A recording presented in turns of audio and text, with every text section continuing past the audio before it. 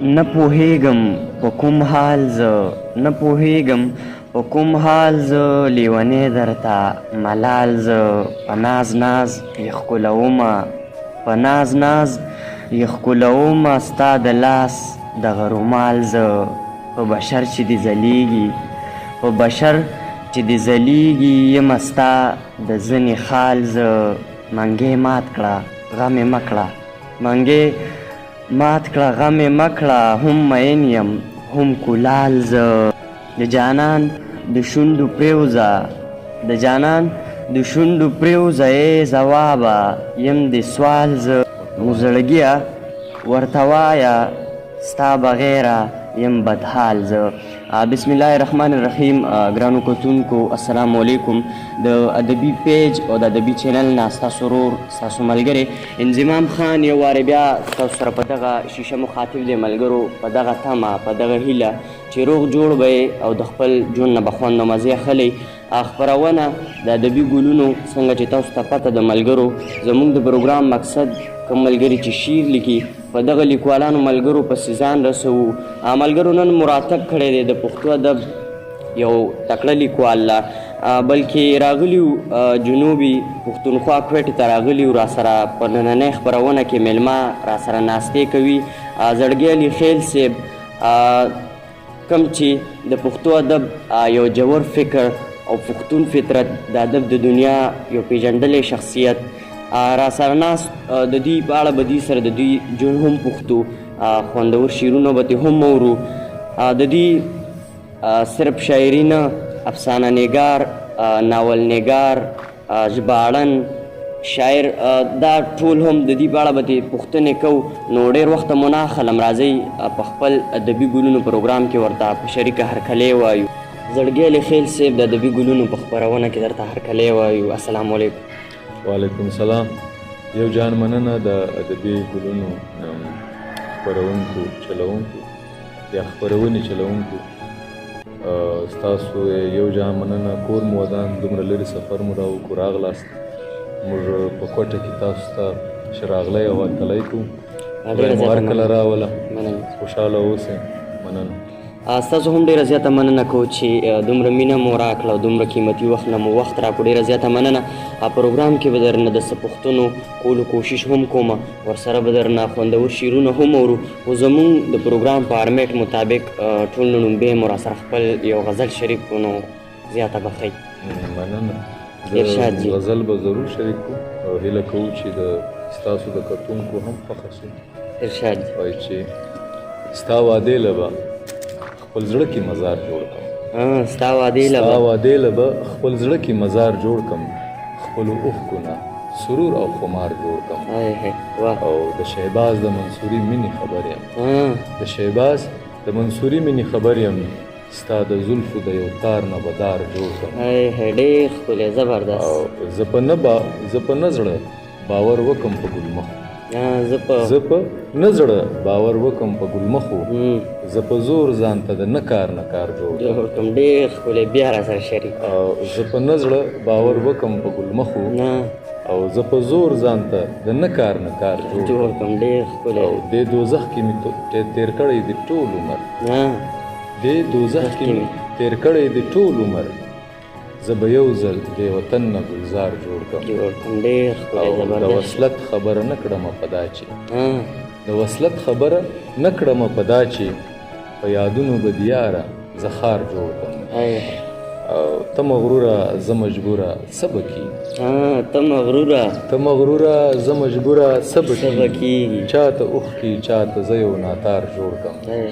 بهترین ته ده چې ستا زړګی یم په ګوګل کې مې زړګی کا ستا زړګی یم په ګوګل کې مې زړګی کا پس له هغه به د یاره زه هار جوړ کړم ستا وعدې له به خپل زړه کې مزار جوړ کړم خپلو اوښکو نه سرور او خمار جوړ کړم ډېر ښکلی خوندور شعرونه یقینا کتونکو به ترې هم خوند اخیستی زړګي علي خیل صاحب ژوند مو څنګه روان دی ډېر ښه ده الله احسان ډېر ښه روان ډېر ښه پروګرام کې را سره دا هم شریک کوي زیات کتونکي به م پېژني څه زموږ دغه پیج کتونکي به مو نه پېژني نو هغې سره مو خپله لنډه غونته پېژنګلي وکړه نو زیاته به ښه اصلي نوم مې یعنې نجیب الله دی. زړګی علي خیل ځان له تخلص کارومه. په کوټه کې زوکړی یم، همدلته رالوی سوی یم، همدلته تعلیم او دغه دی ستاسو مخته همدلته اوسېږم. او د پښتو ادب سره او اردو ادب سره علاقه لرم. زیاتره په پښتو کې لیک کوم، افسانه، ناول او ژباړې وغیره دا کوم. په دغه بابت زما څه کتابونه هم چاپ دي، یو شپږ وو، چې زیاتره پکې فکشن دی، یو پکې شاعري ده، ژباړې دي او د درس و تدریس سره تعلق مې دی. او بس د ژوند شپې دي، سبا کوي ورو. ډېره ښه ده. د کتابونو ذکر مو وکړو، ناچاپه کتابونه در سره موجود شته که نه دي؟ فلحال خو ناچاپه خو نو دلته خو نو نه دي را سره، بهرحال پراته دي. او ناچاپه شته، ډېر دي، 8-9 کتابه ناچاپ دي. څه زیات به وي، کم به نه وي، ما غالبا کم یاد کړ. او دغسې چاپ هم دي، شپږ وو. او نو هغه هم زیاتره د فکشن د دنیا دي، افسانې دي، ناول دي، ژباړې دي. ټیک دی جي، ستاسو د شعر به هم بلها مینوال وي، خو تاسو د کوم شخصیت شعر اورئ، لولئ، نو دا هم راسره شریک کړئ. زه د هر پښتون شاعر شعر اورم، په دې چې د پښتنو چې کوم نن سبا د پښتنو کوم حالات دي، نو هر شاعر دې ته مجبوره سوی دی چې هغه د خپل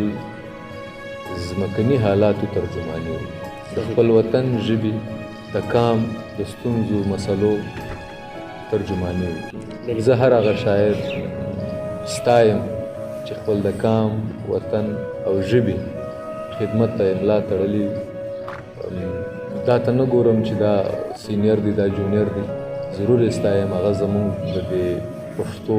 ادب نه بلکې د پوره پښتون کام هغه یو قسم ویاړ دی، فخر دی چې موږ هغوی وانهورو نو هغوی به څوک اوري. که څه هغه کشران دي، که څه هغه مشران، خو خیر بیا هم خدای پاک را باندې مشران کړي او دي مشران، او خدای دې راته ژوندي لري، د هغو به موږ ډېر زیات قدر کوو. ځوانان به هم هڅه و دې کار ته چې خپل د وطن د ژبې او د کام ترجماني وکړي، چې کوم حالات په دوی روان دي هغه باید چې د شعر په بڼه یي، که د افسانې په بڼه یي، که د ناول په بڼه یي، یا په بله هره بڼه چې د لیک د لارې یا د دې سوشل میډیا د لارې هغه باید چې مخته په وړاندې بوځي. صحیح، ټیک دی جي. نورې پوښتنې به درنه هم کو چې کمې را یادېږي، کتونکي به د کلامونو تمه هم لري. د نظم ذکر شوی نو بلکل نظم را سره شریک کړئ، نو د هغې نه پس چې کومه پوښتنه را یادېږي دا به درنه بیا زه به ضرور درسره شریک کړم. انضمام جانه د نظم عنوان دی د زړګي ارمان. ستا جلوې ته، ستا لمبې ته د رنګونو لوی کماله، ستا جلوې ته، ستا لمبې ته د رنګونو لوی کماله، یو عرض درته لرمه ای رنګین د بوډۍ ټاله، یو فریاد مې دی راوړی، مرداباد مې دی راوړی، ستا رنګین غوندې جمال ته زړه ناشاد مې دی راوړی. د حالت چې ته نن ګورې دا زمونږ د خپله لاسه، بربریت چې ته نن ګورې دا زمونږ د خپله لاسه، نن د علم کور ران سوی، علم ورک او پردی سوی، نن د ظلم کور جوړ سوی، ظلم خور او زمری سوی، د سپېڅلي دین په نام زما خاوره زما کام، د سپېڅلي دین په نام زما خاوره زما کام، مرداباد او خبر باد شو کوم د تور کارغه غلام، د رباب مغزی مات سوی، د رباب مغزی مات سوی، د شهباز ژبه پرې سوې، نن سندرې ګونګۍ سوي، د اواز ژبه پرې سوې، د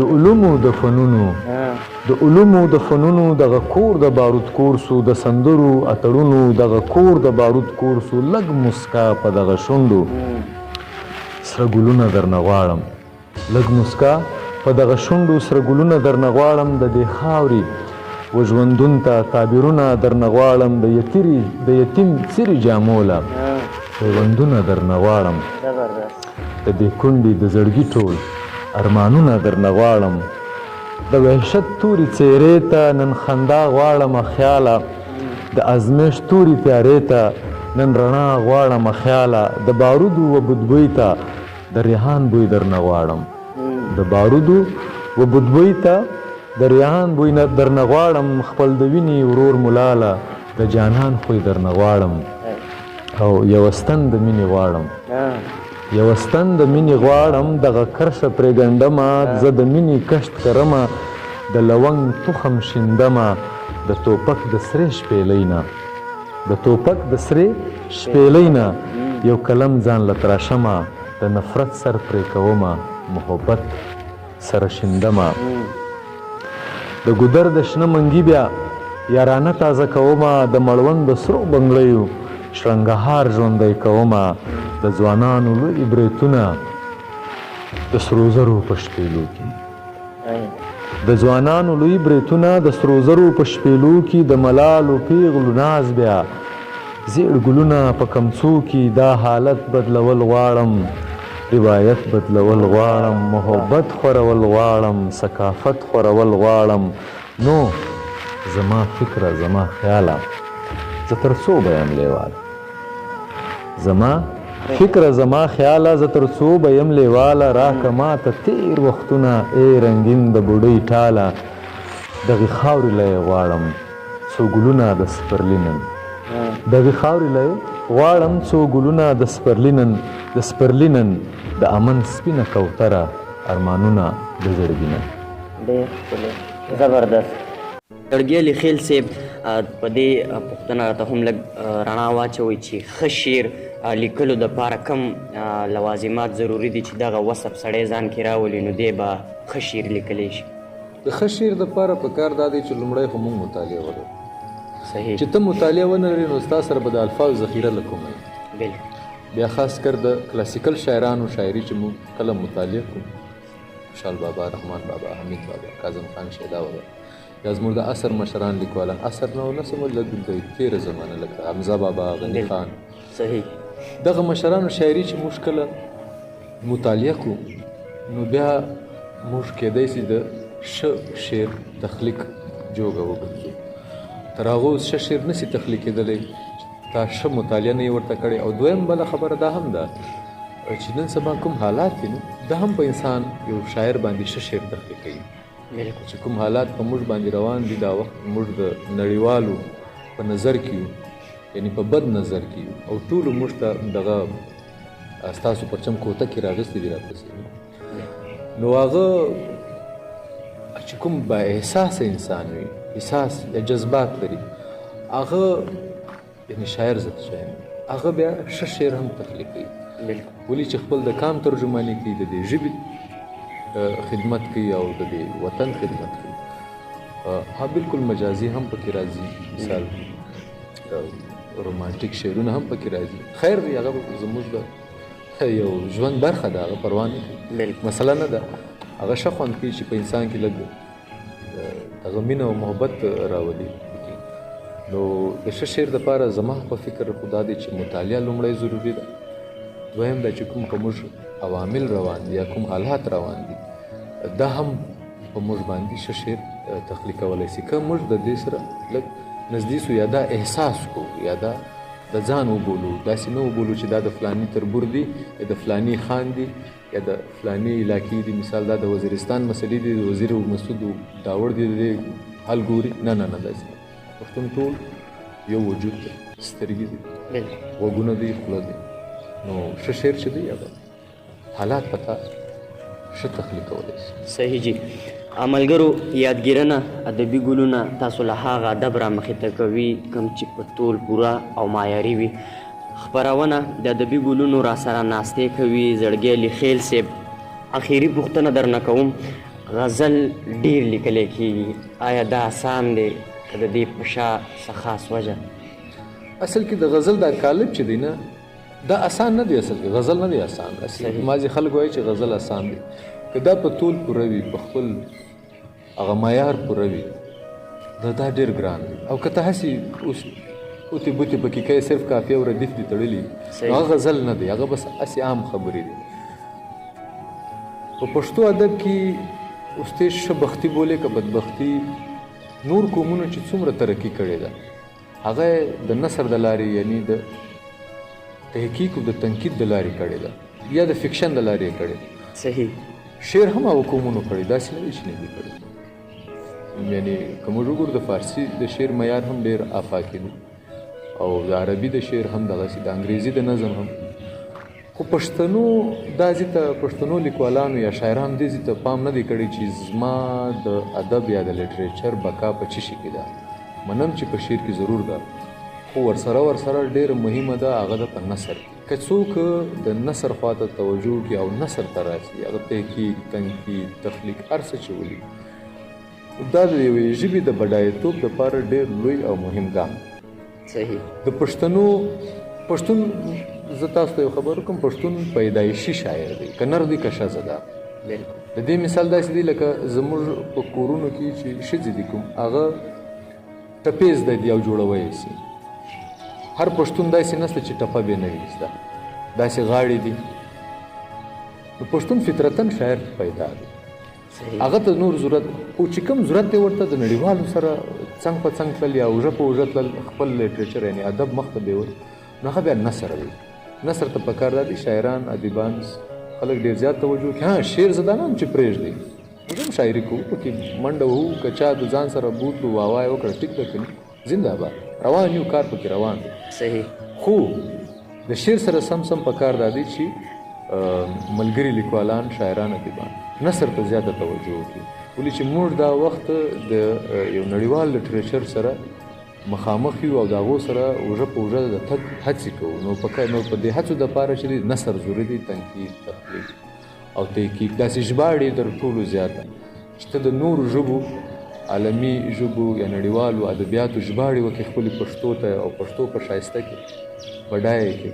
نو دا خو د پښتو ډېر زیات خدمت وشو. نو دغه خدمات پکار دا دي چې هر پښتون لیکوال د ځان سره دغه کړي، احساس کړي او مخ په وړاندې بوځي. نو انشاءالله هغه ورځ لرې نه ده چې پښتو ژبه به د عالمي ادب په معیار پوره وي. داسې اوس هم پوره ده شکر، خو چې کوم دوی غواړي کوم معیار، انشاءالله ډېر نږدې وخت کې به هغه معیار ته ورسېږي. صحیح، ټیک ده جي. پروګرام کې درنه د یو غزل غوښتنه کوم، یو غزل درنه به واورو، بس بیا به پروګرام راټول کړو. استاد صحیح، مننه. ارشاد جي. شعر دی چې بیا د ستورو نه، بیا د ستورو ګیر چاپېره شو ګردونه، بیا د ستورو ګیر چاپېره شو ګردونه، بیا د امن په نامه کېږي مرګونه. بیا د ستورو ګیر چاپېره شو ګردونه، بیا د امن په نامه کېږي مرګونه، بیا دې وکړلې دعوې د رڼاګانو، بیا دې وکړلې دعوې د رڼاګانو، بیا دې بل کړل د هر چا په سر اورونه. ډېر ښکلی، بهترین شعر. بیا دې ژوند د جنګ میدان ته رابللی، بیا دې ژوند د جنګ میدان ته رابللی، بیا دې وویشل په خلکو کې مرګونه.